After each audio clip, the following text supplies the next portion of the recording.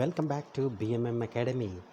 ఈరోజు నేను మీ ముందుకు వచ్చాను పార్లమెంట్ ఆఫ్ ఇండియా రిక్రూట్మెంట్ గురించి తెలపడానికి. సో ఇక్కడ మనము పార్లమెంట్ ఆఫ్ ఇండియా వాళ్ళు లోక్సభ సెక్రటేరియట్ వాళ్ళకి ఇక్కడ applications are invited through email only. So ఇక్కడ మన అప్లికేషన్ని ఈమెయిల్ చేయాలి ఎవరైతే ఎలిజిబుల్ క్యాండిడేట్స్ ఉన్నారో. సో ఇక్కడ వాళ్ళు ఏం చేస్తున్నారంటే translator post. So for the post of translator. So salary వచ్చేసి 47,600 నుంచి 1,51,100 ఉంటుంది. సో ఈ మ్యాట్రిక్స్లో ఉంటుంది. జాబ్స్ అనేది లోక్సభ సెక్రటేరియట్లో ఈ జాబ్స్ ఉన్నాయి. సో ఇది అనేది డైరెక్ట్ రిక్రూట్మెంట్. సో ఇక్కడ ఎస్సీ వాళ్ళకి 3 వేకెన్సీస్ ఉన్నాయి, ఎస్టీ వాళ్ళకి 5, OBC 17, unreserved 13, EWS 9, total 47 jobs ఉన్నాయి. సో 47లో 1 vacancy is reserved for physically challenged persons. అందులో కూడా హియరింగ్ ఇంపైర్మెంట్ ఉన్న వాళ్ళకి ఇది ఉందన్నట్టు. సో క్వాలిఫికేషన్ చూస్తే వాళ్ళు masters degree in Hindi or masters degree in English ఉండాలి, లేదంటే ఎనీ సబ్జెక్ట్ అన్నారు. బట్ కండిషన్ ఏంటంటే వాళ్ళు డిగ్రీలో English or Hindi as a సబ్జెక్ట్లో చదివి ఉండాలి. ఒకవేళ ఏదైనా మాస్టర్స్ డిగ్రీ ఉన్నప్పుడు వాళ్ళు హిందీ ఇంగ్లీష్ యాజ్ సబ్జెక్ట్ ఏదైనా డిగ్రీ లెవెల్లో చదివి ఉండాలి. అలాగే masters degree in any subject with Hindi medium from a recognised university and English as a subject at the degree level. ఈ కండిషన్ ఏంటంటే మామూలుగా ఆల్ ఆర్ ఎలిజిబుల్. ఎవరైతే ఎంఏ ఇంగ్లీష్ కానీ ఎంఏ హిందీ కానీ ఉంటుంది, దాంతోపాటు డిగ్రీలో MA English or Hindi subject ఉన్న వాళ్ళు అప్లై చేసుకోవడానికి అర్హులు. అలాగే master degree in a subject English medium. So అలాగే మెన్షన్ చేశాడు. సో ఇప్పుడు వచ్చినట్టయితే దాంతోపాటు అది criteria and diploma or certificate course in translation from Hindi to English and vice versa, లేదంటే ఇంగ్లీష్ టు హిందీ. ఏదో ఒక డిప్లొమా ఏదైనా యూనివర్సిటీ నుంచి కానీ లేదా ఇన్స్టిట్యూట్ నుంచి కానీ ఆ ఇన్స్టిట్యూట్ గవర్నమెంట్ రికగ్నైజ్డ్ అయి ఉండాలి, వాళ్ళు మాత్రమే ఎలిజిబుల్. అలాగే 2 years experience of translation work from Hindi to English or English to Hindi ఉన్నట్టు ఏదైనా central government or state government offices or state legislative secretariats or central state public సెక్టర్లో చేసిన వాళ్ళకి ప్రయారిటీ ఉంటుంది, రైట్. సో ఇది next one upper eligible 27 years, upper age limit 27. In case having any experience of 2 years then 29 hours. Experience లేకపోతే మాత్రం 27, experience ఉంటే 29 years వరకు it's okay అన్నట్టు. తర్వాత సెలక్షన్ ప్రొసీజర్ చూద్దాం. ఎవరైతే ఎలిజిబుల్ క్యాండిడేట్స్ ఉన్నారో వాళ్ళని రిటన్ టెస్ట్కి పిలుస్తారు. రిటన్ టెస్ట్ అంటే ప్రిలిమినరీ ఎగ్జామినేషన్. ఈ ప్రిలిమినరీ ఎగ్జామినేషన్లో 3 parts ఉంటాయి, ఏబిసి. ఇవన్నీ కూడా multiple choice objective type questions అని. So first one general knowledge and current affairs 50 marks ఉంటాయి. సో నెక్స్ట్ 50 marks ఉంటాయి, right. Next general English 50 marks, general Hindi 50 marks. So time వచ్చేసి 75 minutes, అంటే ఈచ్ పార్ట్ 25 minutes ఇస్తున్నారు.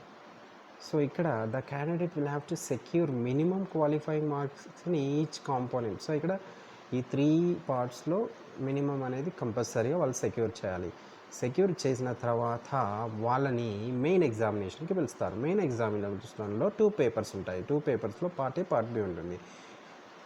Paper 1లో ఏముంటుందంటే translation from English to Hindi 75 marks, part B translation from Hindi to English 75 marks, 2 hours ఇస్తారు. Paper 2 వచ్చేసి English essay precise and grammar, అలాగే part B వచ్చేసి Hindi essay precise and grammar 50 marks 3 hours.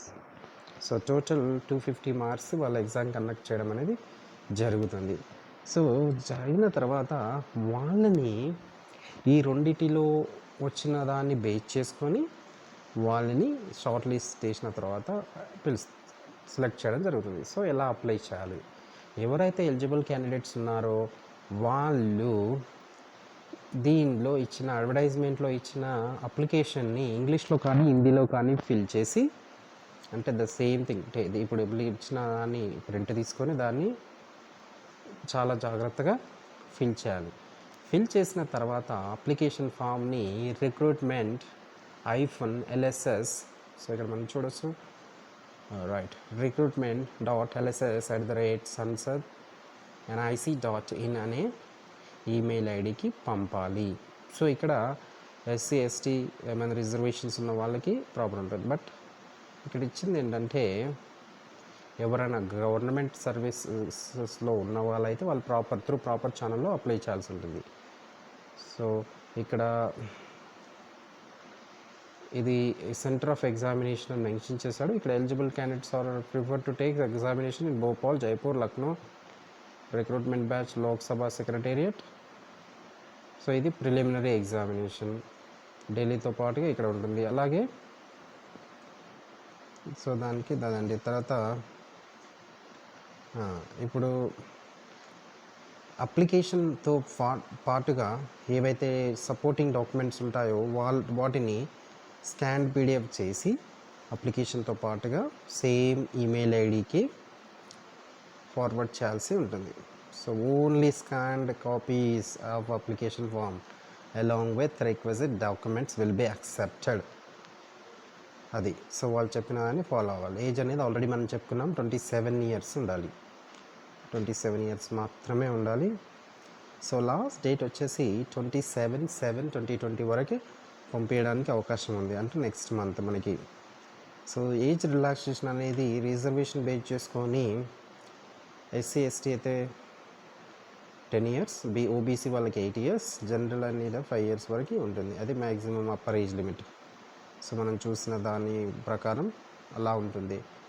తర్వాత caste category, ఇప్పుడు in case ఏదైనా caste పెట్టుకున్నట్టయితే వాళ్ళు అందులో నుంచి తీసుకోవాలి. ఇక్కడ so number of exams 47 vacancies ఉన్నాయి. ఇట్ మే చేంజ్, అంటే దేన్ని బేస్ చేసుకోండి. సో ఈ examination cut off percentage of marks అని మెన్షన్ చేయడం జరిగింది. So return text in examination 50, 45, 40, అంటే అన్రిజర్వ్డ్ కేటగిరీ ఈడబ్ల్యూఎస్ అయితే 50%, ఓబీసీ అయితే 45%, ఎస్సీ ఎస్టీ అయితే 40% కంపల్సరీ స్కోర్ చేయాలి. చేస్తేనే they are consider as, that is the cut off, otherwise they are not treated for further stages of this examination. So last date అనేది already mention చేశాను. Application మాత్రం వాళ్ళు email ద్వారా మాత్రమే పంపాలి. అలాగే సో ఇయర్ అప్లికెంట్స్ అప్లై చేసిన తర్వాత ఫ్రీక్వెంట్గా lokSabha.nic.in వెబ్సైట్కి వెళ్ళి అందులో రిక్రూట్మెంట్ అనే కాలంకి వెళ్ళి దాని నుంచి అడ్వర్టైజ్మెంట్ అండ్ నోటీసెస్ అనేది ఎప్పుడు టైం టు టైం చూస్తూ ఉండాలి. ఎందుకంటే వాళ్ళు దీని రిలేటెడ్ జాబ్స్ రిలేటెడ్ ఇన్ఫర్మేషన్ అప్పటిదప్పుడు అందులో అప్డేట్ చేస్తూ ఉంటారు. కాబట్టి మనం దాన్ని చూడాలి. సో ఇక్కడ మనం అప్లికేషన్ చూసినట్టయితే parliament of India application format. So ఇదండి ఫార్మాట్.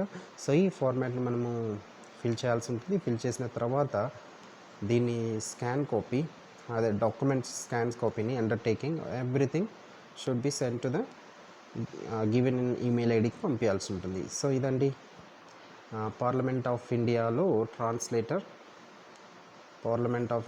ఉన్న ట్రాన్స్లేటర్ వేకెన్సీస్ ఇన్ఫర్మేషన్. సో మనకి 47 జాబ్స్ ఉన్నాయి. సో ఇది thank you for watching. Subscribe BMM Academy for more